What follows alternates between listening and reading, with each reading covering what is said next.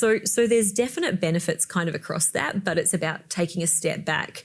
What are the most recent trends you are observing in terms of employees or staff members across different sectors asking off their organizations?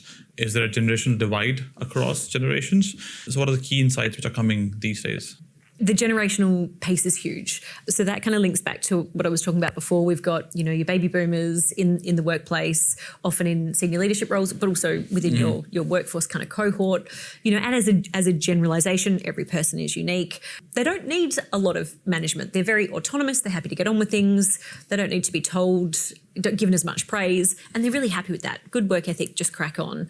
Then you've got your X and your Y generation who wanted to bring a little bit more of their whole self to work, tend to be quite driven, tend to want to progress. And then you've got your Gen Z who kind of, were coming of age professionally through COVID, right? And so they spent their kind of formative professional years at home, working remotely, a big focus on, mental health, and rightly so, and they've actually brought that thinking with them into the workplace. And there's been a little bit of I wouldn't say a clash, because it's not always conflict based. It's more just a bit of confusion. We see people look at each other and go, I don't understand the perspective that you're coming from.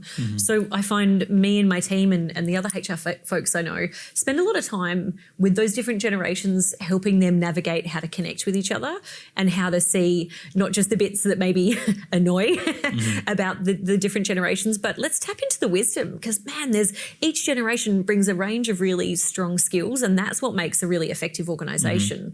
What we want to be really conscious of is not having too much of a homogenous group, because then we miss out on pragmatism, experience and wisdom, or we miss out on tech savvy and emotional intelligence, right? So there's definite benefits kind of across that, but it's about taking a step back and reconsidering how we interact with some of the people around us. So that's probably a key one. Flexibility. I think that's, that is here to stay. People have had a taste of being able to integrate their work in their life and work in a way that better suits them, and they're not going to let it go. That's my view, but it's also what I'm seeing. The organisations that are really hardline on return to work, some people are happy to do that, and certain generations are probably more comfortable with that, but we do see those who have flexible work policies, maybe hybrid, and flexible work isn't just work from home. It can be staggered hours. It could be compressed work weeks. There's all sorts of different ways we can do this, because there's often the question around, nurses on the front line, they can't work from home. Of course they can't. But what could we do? Could we give them 9-day fortnights and give them a bit of flexibility back like that? So we've got to be creative about how we think about this, because as the war for talent continues to increase, finding the right people gets increasingly difficult, and we can't keep throwing money continuously at people. So what can we negotiate with? And I have this conversation particularly with more of our mid-sized clients who don't have limitless budgets. What can you come to the party with? What's going to make you a really appealing employer? But what that requires is a different way of managing and leading. And that's the challenge, because instead of being able to see performance, capability and deliverables because you're walking past and you can see what's going on, you've got to measure that differently. So being really clear on what an output is, what good looks like, having some checks and balances on how you do that. The Zest team is pretty much entirely remote. We have an office, but the team kind of work where suits them. That's very much our policy.